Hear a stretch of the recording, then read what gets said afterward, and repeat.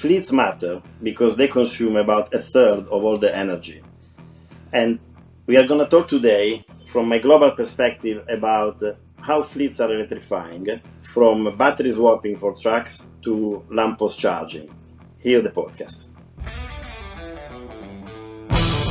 Your trusted source for information on the energy transition.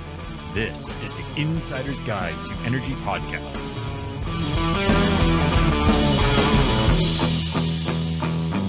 Welcome to another edition of the Insider's Guide to Energy EV series. I'm your host, Chris Sass, and with me is my co-host, Neil Rydell. Neil, we've got an interesting topic today and an amazing guest. I give it to you to start the show.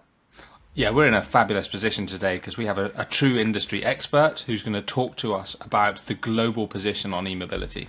So today we have with us Giorgio Delpiano, the former SVP of Business Mobility from Shell. Welcome to the show, Giorgio.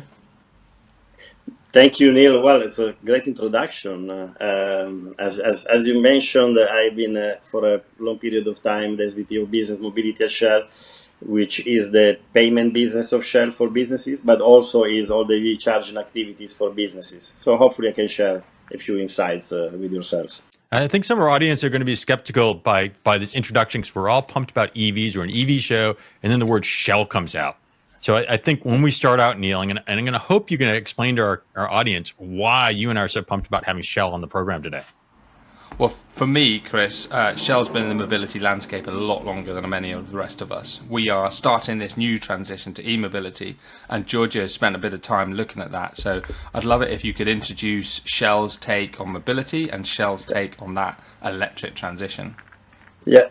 Thank you, Neil. Well, Shell is the largest player in the industry, in the retail industry, with 47,000 service stations in 80 countries. So for more than 100 years, has been serving customers, motorists across the globe. And in the last 5 years, it started a material investment in EV charging. And probably now, after Tesla, is the second largest player in EV charging. So I think that the fact that Shell knows very well how to serve motorists, how to operate stations is a good fit for what we're going to discuss today. So that's an incredible place to start from, being able to benchmark your business against Tesla. Tesla clearly has come in and reshaped the dynamic of this marketplace. How has Shell, Shell's a huge organization. How has Shell tackled that transition? Well, originally, Shell invested in a number of businesses independently that were kept a bit at arm's length. But in the last 3 years, we brought all of them under the mobility house. And so businesses like Ubitricity, for example, are actually very active in providing infrastructure, building infrastructure. And Shell is across the value chain on EV charging. Well, we don't produce hardware, but we have a CPMS, we have MSPs, we do roaming agreements with more than 1 million roaming players worldwide, and then of course, we operate our sites as a CPO. So we do pretty much 90% of the activities in EV charging. And would you therefore consider that your directed strategy of acquiring players in the market and absorbing knowledge as part of the foundation for what is now the e-mobility business? Yeah, absolutely. If you look at a company like Shell, we are very good. We have always been very good at building service stations. So now building EV chargers is a different way of building infrastructure, but it's always infrastructure, and then operating it. But in some of the key elements of the value chain, like software, like CPMS and MSP, it was very difficult to build those competencies. But now, to give you a number, I think that probably there will be over 500 people working in e-mobilities in different departments, different parts of the company in this area. So it is a big endeavor that now is all under the mobility business. And Shell historically has always served business customers, and your role was in business customers. But ultimately, yes, with the e-mobility transition, you presumably have a very large consumer-facing base as well. Yeah, well, Shell has 32 million customers every day through our service stations, 47,000, right? So over time, pretty much every single one of the 32 millions will end up with an electric vehicle. But the task will be the same, providing energy, whether they come with an internal combustion engine or they come with an EV, with an electric vehicle, and delivering them, solutions to, but go beyond the energy. Shell is also one of the largest coffee chains in the world. So we do operate, many stations in that way. But I guess that brings me to what I was thinking as you described this infrastructure. So I get the billing and the relationships across the different parties, but as you bring a new supply chain of energy or different type of energy in, you're more dependent on power needs. So whereas you might be trucking in or have a different supply chain for fossil fuels, how does that work, and how does your experience help transition to, hey, how do I work with a bunch of different utilities to deliver power as opposed to a different distribution network that you've had legacy for 100 years of experience? Well, you have two different markets here. In a part of the world, power markets are liberalized, including in many states in the US. And within that, actually, we trade power. Shell is already one of the largest power traders globally. So we do have those capabilities inside the company, which were learned from the hydrocarbon side. But secondly, we also produce renewable power. We have many positions in wind and in solar in a number of countries. But ultimately, it's easier to buy power than to buy hydrocarbons.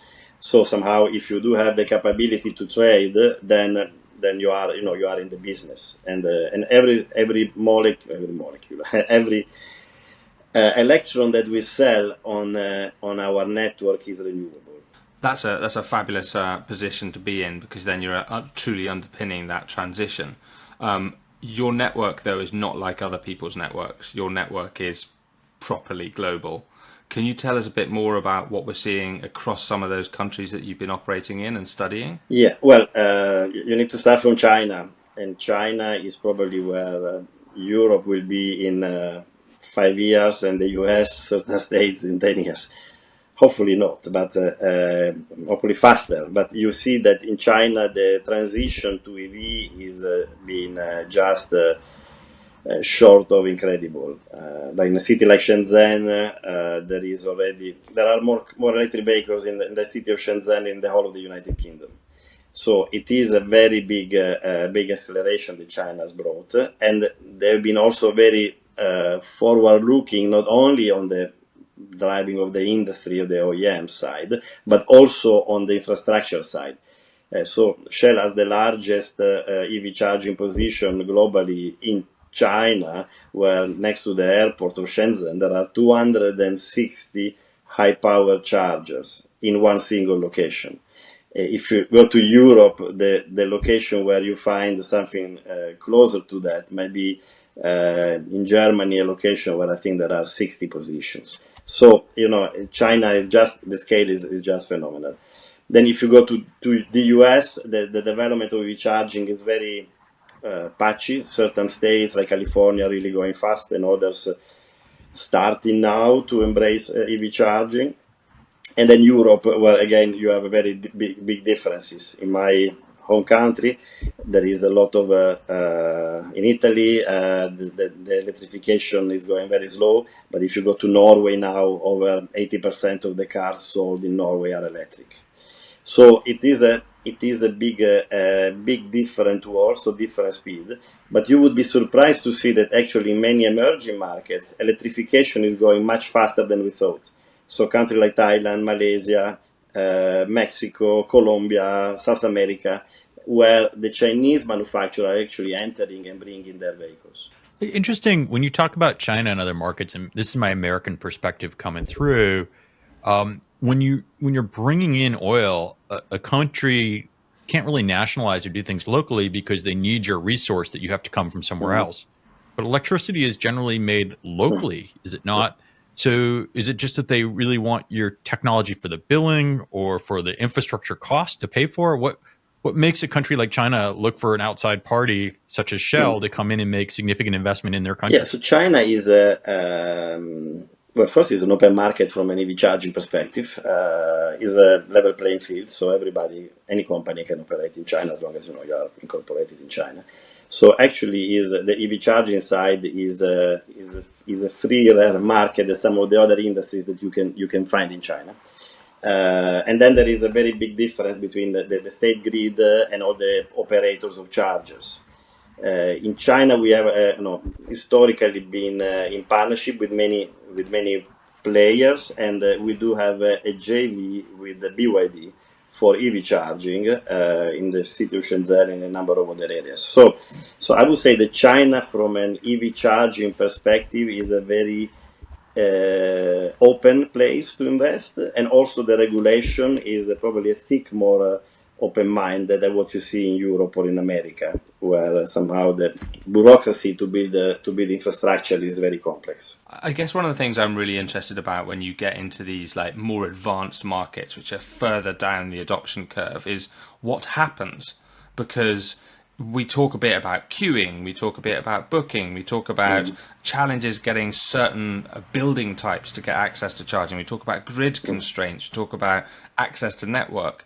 What are some of the things that China has learnt over the last few years as they've really expanded that we can maybe learn from here in Europe or potentially also in the US? Well, in China, you have a relatively simple, straightforward process for setting up infrastructure. So the availability of the grid, because it's a newer infrastructure that has been built in the last 30 years, is definitely different than what you have in Western Europe.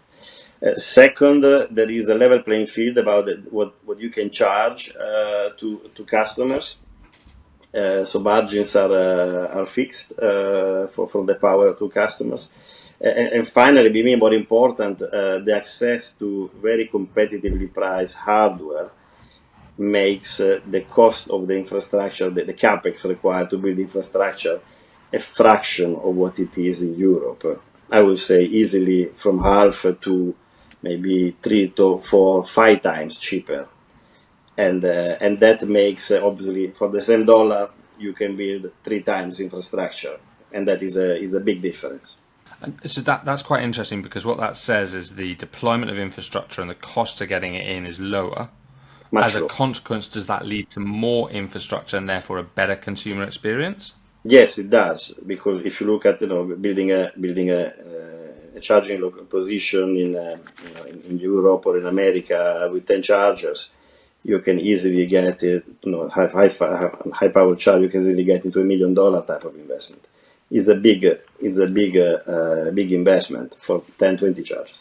So if you can achieve that for half of the price or a third of the price, then of course all of your economics also play much better, because then you need less utilization in order to justify this type of investment. And suddenly the consumer experience is enhanced because there's more chargers in more locations, making it easier to access and use, which encourages adoption, which naturally leads to a self-performing cycle. Yes. I'm conscious that one of the areas that we spoke about before the show was an area which I'm quite fascinated about, and we've had former guests on the show talking about this, which is battery swapping.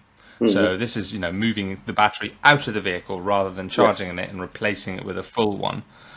You've got some very specific experience with that out in China. I think was it Shenzhen again? Qingdao. Can you tell us more about Qingdao? Yeah. Can you tell us more about that? Yeah, sure. So in Qingdao, I saw battery swapping for trucks, and there are 3 main differences that needs to be taken into account in battery swapping for vehicles. If you compare cars with trucks, well, the first is that on the truck, the battery can just be plugged on the back of the cabin of the truck, and doesn't need to be a nice looking battery or a very simple battery. So you can get that easily replaced against the car. Then the second is that the cost of the battery is cheaper, because you can have a heavier or a bigger battery, and it doesn't need to be, of course, the same battery that you would install in the car. That naturally needs to be lighter and more costly. And finally, if you have trucks, you don't need a dense network of chargers. You can actually have fewer battery swapping locations to swap batteries. And in Qingdao, I saw a location where you can change swap a battery in 4 minutes. They are 2.5 tons battery. They're big batteries, but can be swapped very quickly. And they provide around 80 miles range, which is enough to do 3.2 point deliveries for these trucks that bring container in and out of the harbor. The supply chain for this developing, so are we going to start seeing, I mean, it's great that it's a city in China where they've got a lot of control. Do I expect to be in Central Europe and see trucks with battery swapping stations at the depot?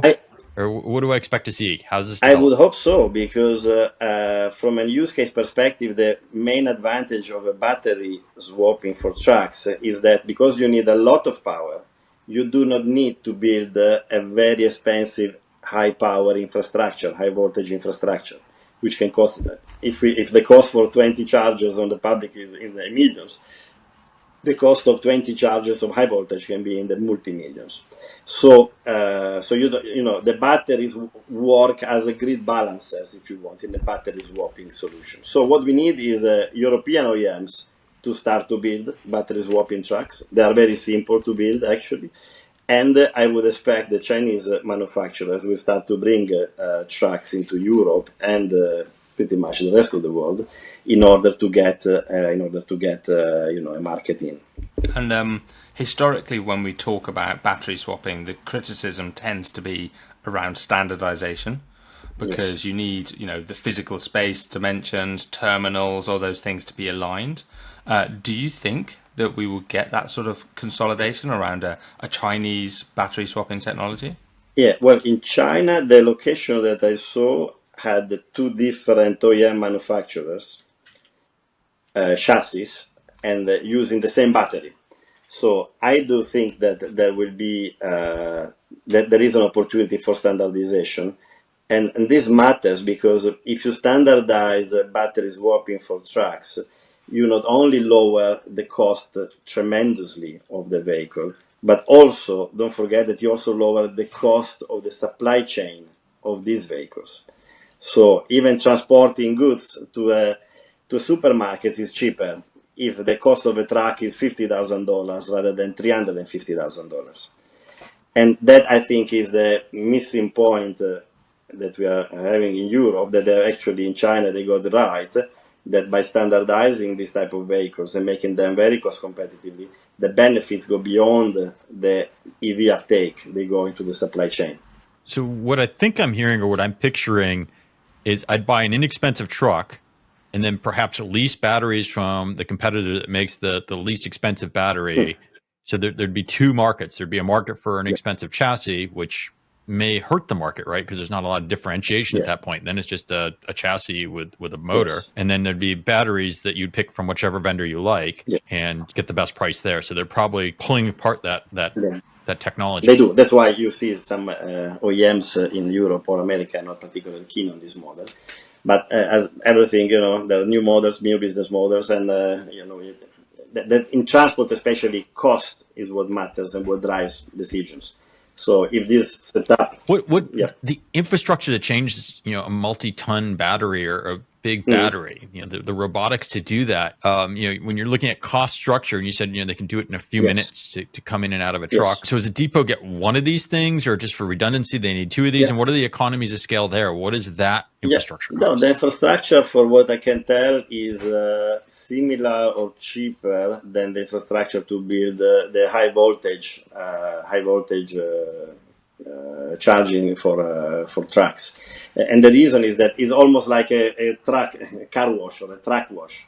The truck gets in, the robot, which is like a glorified forklift, lift the battery, put it into the plug, and gets a new battery out. So it's not a very sophisticated technology. The difference is that in trucks the battery is outside the truck, so can be taken in and out very easily. In cars, normally the battery is underneath, and it's a much more complex way of taking it out and in. And what about the weight? Is one of the things about trucks, they always talk about the weight. Obviously it affects with range, but even just for usage of roads or if you're doing deliveries for bridges and things like that, how much weight are we adding to a mid-sized delivery But van? in general, for a truck, they operate in harbors and they transport containers. The weight of the battery is 2.5 tons, and these are easily 25 tons. So maybe 10% of the weight. But you would have something similar if you would have a standard truck which has the battery underneath the chassis. So the weight of the battery is similar. The difference in having an external battery, that you can make it bigger, can be uglier, and maybe slightly more heavier, and you can still take it in and out very easily. And that lowers the cost of the battery material. Yeah, I can see this model being quite interesting. I was at an event recently where they talked about swapping tractor units. So they would drive one tractor unit to a location, lift off the trailer and switch the tractor unit. Yeah. And for the driver, they would then leave the tractor unit, but now you've got 2 tractor units. Whereas actually this model means you could stop in the same scenario, switch out the battery, upload a new one, and be back on the road within, like you say, 4.5, 10 minutes, let's call it. So you've then got like a really efficient train-based system. But of course, it requires that adoption of infrastructure providers in the right locations to manage the routes, and that's going to be the fun bit. But like you say, once it's built, you've got the ability to flex the grid as well. Do you see that being a model which would require a Chinese entry into European markets, or do you think people will learn fast enough to bring it to Europe first? I would love to have some European companies to get started. So if someone is listening to this call and wants to get going, give me a call, reach me out in LinkedIn. But I am afraid that, again, China is maybe 3, 4, 5 years ahead. NIO is an EV car manufacturer, very big in China. They have already done more than 1 million battery swapping for cars.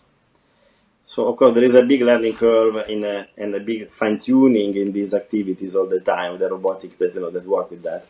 So you do have, I think China has a bit of a head start also into this technology. But, like everything, we cannot just complain about it. I think in the case of Europe and America, we can still create companies that fulfill this need. Yeah, the NEO model would be super exciting to see come more extensively into Europe, because we did have early tentative movements, but nothing at any particular scale. So I'm going to take you from the very big to the bit smaller, but many more of them, which is the world of street charging. I'm aware that you clearly in a previous role were very closely linked with Ubertricity. Do you want to tell us a bit more about what Ubertricity do and your involvement there? Yeah, well, Electricity is a phenomenal business. I had the privilege to be the chairman for a couple of years, and it's a very clever but also very efficient business because it mostly leverages Lamppost to introduce a charger within. And normally, originally, Lamppost used to have a very high-powered lights that, with the advent of LEDs, were converted and freed up about 5 kilowatt of power available for charging. And if you look at Europe alone, there are 20 million lampposts that could be used to fit an Ubertricity or a lamppost solution. And that matters because for those who live in London, but wherever you live, when you drive and you see cars parked along the street, it means that those cars cannot be charged easily. They are not in a garage, they are not in a part of a big villa, but they're actually people who needs to park them on the street. And Ubertricity fulfills that use case very well. It's 5 kilowatt hour more or less. So to charge a full battery, it might take a number of hours, but still it's a very neat solution, very cheap. The cost is is a couple of $1,000s for one of these installations, and then is a very smart way to leverage infrastructure. And I'm very lucky because I can walk around the streets around here, and you see this tiny blue dot on the lamppost and a little plaque that says the charger's there. And the fascinating thing is they're very low impact. They don't increase street clutter. They don't make our streets any more untidy. They're just integrated into the system. What do you think we need to see to enable us to get that as a more universal solution? Because what often we hear from drivers is there's no chargers near me. How do we help make that proliferate? Well, I think that here normally councils and cities just have to, get going with it. It is, I believe, there's not only UB3, there's a number of companies that are available. So it's really about making sure we do those investments. And if you look at the cost per kilowatt installed, it's probably the best use of money that you can have, because it's a very low cost solution, and normally will be very highly utilized chargers. We're talking about a different model. And in the interview, we started talking about 100-year history, all the stations, the coffee shops, and all that. And one premise that I have is we're looking to the future at an eye to the past, that the consumer behavior of the future, for example, my wife commutes every day about 30 miles. Mm-hmm. And she's a perfect EV user because you can plug it in the garage. You can go into work, and she doesn't go to the service station. She doesn't stop and get that cup of coffee anymore. So how does your business model and that expertise that you bring evolve? Because my premise is you shouldn't need to, unless I'm driving across country. In the US, we have long distances, so I might need superchargers from time to time. But unless I'm going on great distance, the EV range is great. I don't need to go to a station. How does that model change when you look at a legacy infrastructure of, I forget how many thousands of stations you just talked about? But won't that change? And this Ubertricity example is an example of where I don't really need to go buy that cup of coffee anymore because I'm just unplugging when I parked on the street parking if I was fortunate enough to find one. Well, actually, we would be surprised, but about already today, half of the visits on the service stations are not for purchasing fuel. Because maybe you might not buy coffee, but there are many people. So you're basically just a 7-Eleven at this point. You're no longer your convenience store. The people are stopping to service station. Obviously, even with autonomous electric vehicles, someone will still need to go to the toilets. The occupant of the car will still want a cup of coffee or a panini or having some service. So so the business model of the service station is going to evolving into a but your margins change, right? I mean, if only 10% of the people come in buy another high margin profit center for you, does that mean your service stations suddenly become much smaller? Or I mean, how do you afford to have people there? Are they automatic or what? It's got to change, right? The same rules can't apply. Yeah, it will change. You might have fewer locations, most likely also bigger locations, because to charge the equivalent one fuel pump, to give you an idea, is equivalent to 10 chargers in terms of energy delivered. So you need to have a most likely bigger locations than smaller locations. But people will, even today, people are not bringing home fuel. Okay, now you happen to have the capability to charge it at home, and that is definitely competitive. But why people are going to Starbucks when they could actually have a coffee at home, right? Ultimately, it's also about convenience. It's about the right time.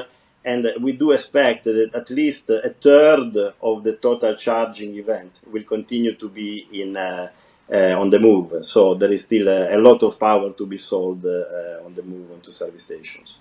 And the second thing that I see is we're still in early innings here, as I like to say in the US. It's very early in the development, at least in the North American market. So it's a bit of what we call the Wild West. There's a lot of developers building charging stations. There's a lot of optimistics. Some fail, some succeed, but there's going to be a kind of pulling together. And imagine if you've got the deep pockets and the technology and the economies of scale, you're going to want to either grow through acquisition or through bringing these pieces together. How does that work with all the disparate charging plans and structure that's getting put in place today so that 10 years from now, when there's 2 or 3 big players that maybe own the market, how do you make that rationalization and make it work for the user experience along the way? Well, I think that's a great point. And that also is a bit of a problem, Chris, because what you see is that some of these early players actually they don't have economics that work, so they need to save money by spending less money in maintenance, for example, therefore having charges that work worse and so on. But this is a new industry. Any new industry starts with many players, everybody sees the opportunity, and then over time, the most professional companies, the companies that can differentiate, can actually start to consolidate, acquire these players, and then, indeed, ending up with a smaller footprint. You have the same challenge on the hardware side, but go back 100 years ago, there were probably 100 suppliers of pumps globally, and now probably the top 5 are over 50% of the market. So that this dynamic will happen also in EV charging. Although I'm perhaps a little bit more cruel at this point, I'm not sure that there will be that many acquisitions. I suspect we're going to see many more failures and perhaps a sweeping up of the bits that are left over rather than acquisition. Do you see the market split between high value companies that are hugely acquirable and desirable and those who unfortunately we just need to let collapse and then we'll tidy up afterwards? I do, Neil, because also what you see is that some of these companies have grown badly. Either they have increased their workforce so fast and so much that actually the culture of the company is now all over the place, or they have all the technology legacy, which, as you say, cannot really be worked properly, or they scaled up very inefficient processes because they were a startup operating in a certain way, and as the industry there was a big drive for growth in the last few years, then they grew in maybe in inefficiencies rather than growing properly. I say this joke. We said it also before. In the prep call that if you have two sick men, you cannot make a healthy man, or two sick women a healthy woman. And here the problem is that there are quite a few of these companies now out there in the market, and as you say, unfortunately, the most likely outcome is that they will end up closing rather than being acquired by somewhere else, and maybe only certain parts will be acquired. But consolidation will happen, and as usual, the best will win, and the company has more creativity, the best technology, the more customer-friendly solution will end up playing a role. It's really interesting to hear you injecting culture into part of that growth story, because conventionally, the growth story of early stage companies is all about cash being flowed in to create these huge user numbers, but the idea that we've got to do that in the right way, both for the internal team and the end customer, is really, it's really important for how we grow these future businesses. One area I'd like to take us back to is fleets and depot. Yes. You provide business solutions. How do you see the depot environment changing now that we've got this electrification agenda emerging? The depot environment, actually, I see it changing even more than the home charging. And the reason is that for business companies, transport is a competitive advantage. So they need to get it right. But also, if you transport goods and then your vehicles are stuck on the road, then you haven't got a business. So the criticality of depot in terms of infrastructure, of quality of infrastructure, is different than the criticality of home charging, where, okay, if your car doesn't work, you can always jump in an Uber. So I see depots becoming much more sophisticated on how the customer, from a customer requirement perspective, also because of the sheer amount of power that you buy in a depot. You also have opportunities to trade around depot, to charge at different times, and a few cents per kilowatt hour on megawatt hours of purchase actually represents thousands and thousands of dollars. So I think the depot are going to be, and they are a very exciting place to be. And there will be a big investment going into that. I was looking at a report from McKinsey recently that says about $10 billion needs to be invested in Europe alone to power depots. And that sort of like number is the kind of challenges that we're seeing ahead of ourselves as we move forward. Giorgio, this has been an incredible run through a number of different areas, filtered and dropped in with factoids that you picked up on that journey. The ones I wrote down were China, 5 years behind is Europe, another 5 years behind is the US. The size of some of the high-powered charging hubs you're looking at, 260 high-powered chargers is tens of megawatts of power. The idea of having 20 million lampposts that we can deploy street charging into. And the one I personally enjoyed was one fuel pump needs about 10 chargers to replace it, which I thought was really fascinating from that sort of how do we get the energy into the vehicles to do the miles. So thank you very much for coming to join us today. My pleasure. Thank you, Chris. For our audience, you hope you've enjoyed this episode as much as we have. It's been an exciting journey on this conversation. Learned more than I thought about battery swapping. I know we've touched the topic a couple of times. I didn't realize it was so prevalent in the delivery segment. So if you've enjoyed this content and you want more content like this, please don't forget to subscribe, follow us, share the link with friends, and we'll see you again next time on the Insider's Guide to Energy EV series. Bye for now.